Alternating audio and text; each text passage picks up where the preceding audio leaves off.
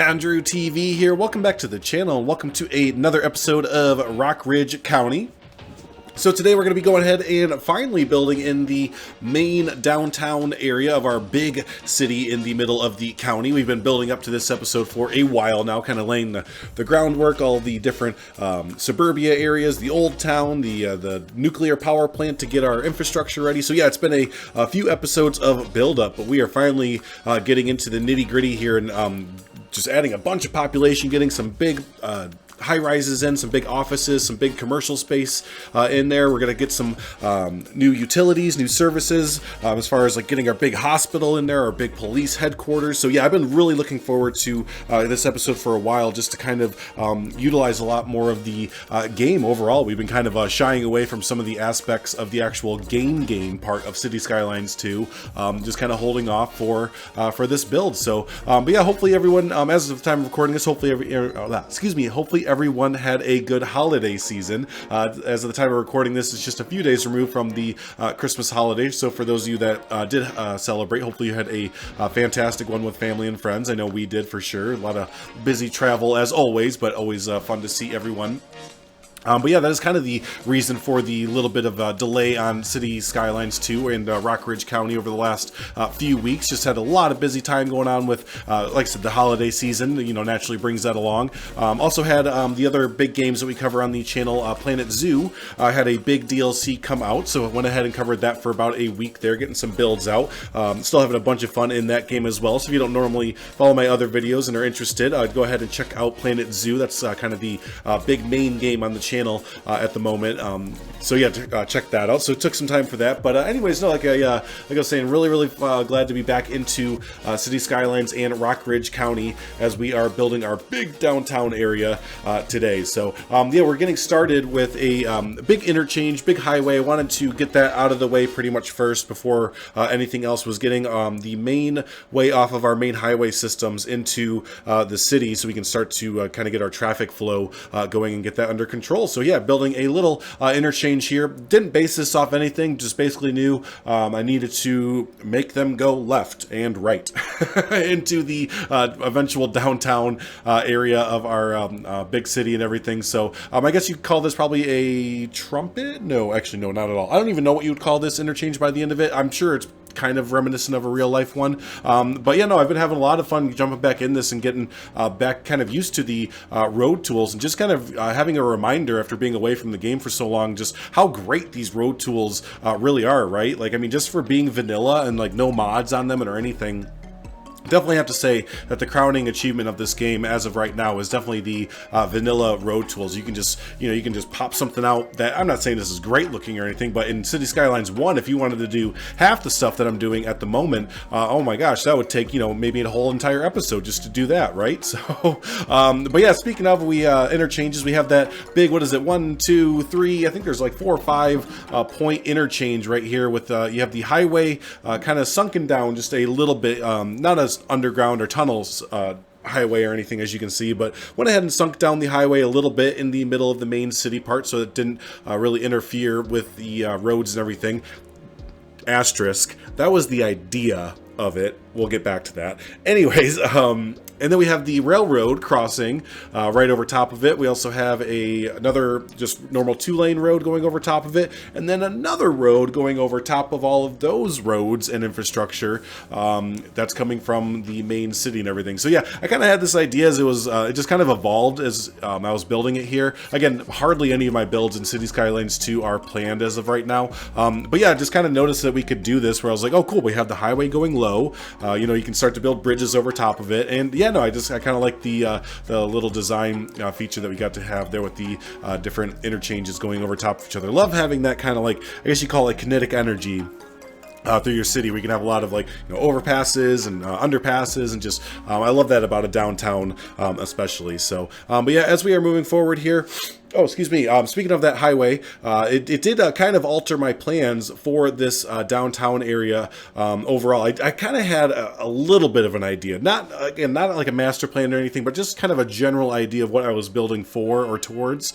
And the introduction of that underground, or that sunken highway, again, which was meant to kind of alleviate some issues going forward. And actually made a lot of issues. It made a lot of problems for me, and I got really, really close to kind of just scrapping this whole build by the time I was getting into the real nitty-gritty of building or zoning everything out and seeing how it all came to fruition. I was real close to just kind of axing it and trying again, but you know, I just kind of just told myself like, hey, you know, that's how it kind of worked out. But yeah, the big issue, not even issue, I'm going to do issue in air quotes, just Dr. Evil air quotes here, issue, was just instead of being able to build freely over top of the highway, it did kind of just become like a river almost. It was almost like a man-made river in the middle of the highway where I ended up having to build a bunch of bridges over top of it. The main idea was to have that one main bridge go over top of it. Cool, got our bridge, all good. The rest of them, you know, they would kind of be bridges, but mainly just straight roadways over top of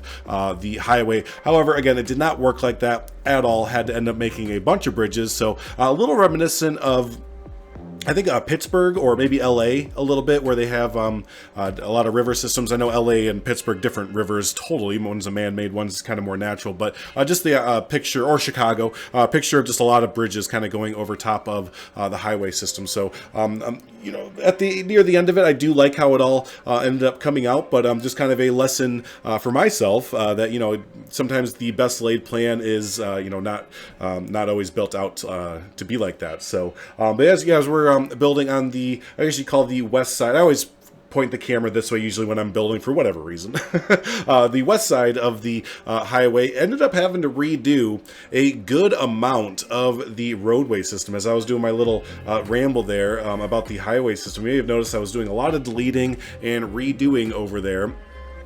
And yeah, basically noticed that for whatever reason, my my whole grid system was just off by like tile, or maybe even like half a tile. Somewhere way back when, in a few episodes ago, when I was making this whole area, I missed like half of a tile, and it just didn't make everything flush, where you can see like in that grid right there where everything is real flush. There's no little what do you want to call them, like divots or missed squares hardly at all. I really like how you can get that going in this game. So yeah, notice that we were able to accomplish that, but unfortunately did have to shift. You can see me here kind of doing it a little bit, but unfortunately did have to shift the entire neighborhood. It was either up, down, left, or right, choose a direction by like half a tile and redo everything. So it was one of those things where it's like, well, I can either ignore it now and just get increasingly frustrated, or let's just redo it right now. So it was just let's just nip it in the bud and go ahead and redo it there. So this next little bit that I was building, or we're doing using the tree brush a whole bunch,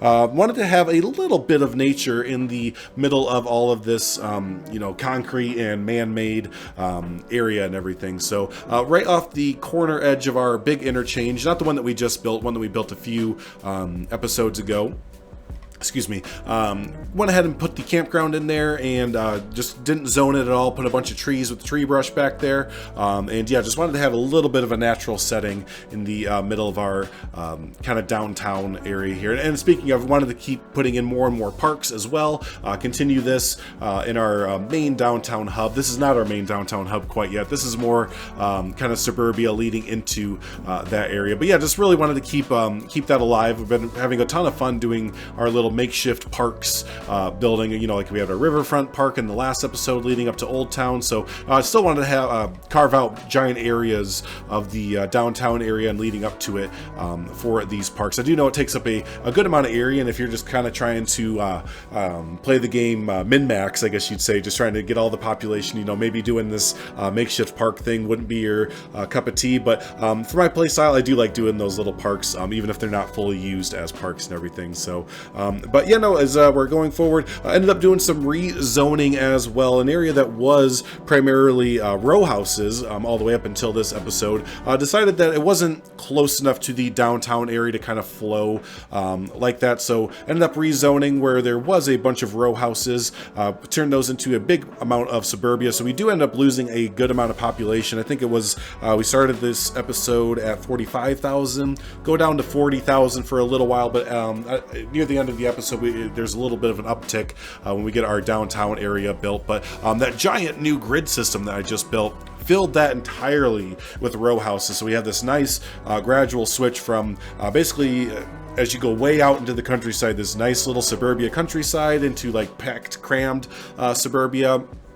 got your row houses and then creeps up into the downtown. I really like how it ended up looking, especially with just the little bit of vanilla assets that we have to use there. So, and that was kind of my big also falter with the downtown area. I ended up cutting out a lot of the footage here, but I was just really a lot of time just deleting and waiting for buildings to build because unfortunately, at least for me, unfortunately, a lot of the office, high density office buildings, they are, I mean, obviously they're skyscrapers, but they're like, holy cow, skyscrapers. They're like, you got to go to like New York City or Chicago or, you know, some London, some giant city in the world to see skyscrapers like this. And I'm like, yeah, that's cool, but I don't need that for my little Midwest, you know, barely gonna crack like 100,000 people maybe downtown area. I eventually just kind of had to bite the bullet and say, it is what it is. You know, the building assets that we have in game are what they are. Again, they do look great. I don't want to like poo-poo on them or anything. They look great. They're just a little bit too big for what I have in my mind's eye for this build and everything. And you know, again, kind of what I was getting at is that we have what we have at the moment, you know, with no asset creation or mods, official mods, I should say. You know, we kind of have what we have, and that's totally fine, but just kind of have to relinquish creative control a little bit and just kind of chalk it up to, it's fine. So, but yeah, no, that is good stuff there. So, but yeah, as we finish out the build here, pretty much, yeah, we just keep the grid going. Trying to think of any other major things. We do start to, oh, that's right, we do start to put in some signature buildings. Didn't put that many in. One of the main ones was a big office skyscraper, which once I do put it in, that was supposed to be the biggest building of the city, but ended up not being that way. That's all right. Did the big hotel. I think everyone places the hotel, at least in one of their cities, right? It's just a nice signature building to put in. And then I think I did one of the lower residential buildings that looks really, really nice. Very nice architecture on it. So but yeah, so I'm going to go ahead and start wrapping it up a little bit. I don't know if you could tell, I'm a little stuffed up. I unfortunately did. My big Christmas present this year was getting sick from someone in either my family or one of the places we went out to. So yeah, I'm going to go ahead and wrap it up there before my voice totally croaks out of the way. But for future things for City Skylines and everything, definitely going to look at some more Rockridge County episodes. We're pretty close to, you know, not being like done, but, you know, getting in a place where we can start to reevaluate everything and kind of look at little details that we need to do as far as like transportation, bus routes, yeah, all that. But so the main building part of Rockridge will probably start to get wrapped up in the next few episodes. And like I said, we can kind of start to look into sorry, I accidentally smacked my dog in the nose. Start to fine tune the county and everything. But future episodes, or future series, I'd really like to start doing a just main just play the game kind of thing, where you know, we turn off or turn on money, turn on the milestones and all that, and just kind of play out the game and have fun with that, see how that goes. I did do that when the game first came out, and had a good time actually doing the game part of the games and not just kind of doing the creativity part. So I think that'd be fun if we start it with our, you know, one tile and all that, and go to town that way. And then maybe also doing a slightly modded series as well. I know there's no official mods at the moment, but I am excuse me, I am yearning to use some of the mods on the Thunderstore. If you haven't been keeping up, the wonderful modders of this community have taken it upon themselves to go ahead and start pumping out some mods there for the game, and some of them are really, really handy, really cool to use. Not really any asset creation mods or anything, but certain things like new maps. They rebalance the population. You can do traffic manager mod, basically. They rebalance how the school system works. So just a few things like that, quality of life mods, and some of the maps that they make in the map creator. Very, very cool as well. I know there's one for Chicago that I might be interested to look at, and one for a California coast that was really neat. So yeah, a lot of really cool things there. So all right, yep, I can feel it. My voice is about to go, so I'm going to jump out of here. If you've made it this far in the video, listen to me ramble, don't forget, hit that like button. Really does help out the video and channel a lot there. Also hit the subscribe button if you haven't already. And yeah, hey, until the next episode of Rockridge County, y'all have a good one. There it went. Y'all have a good one.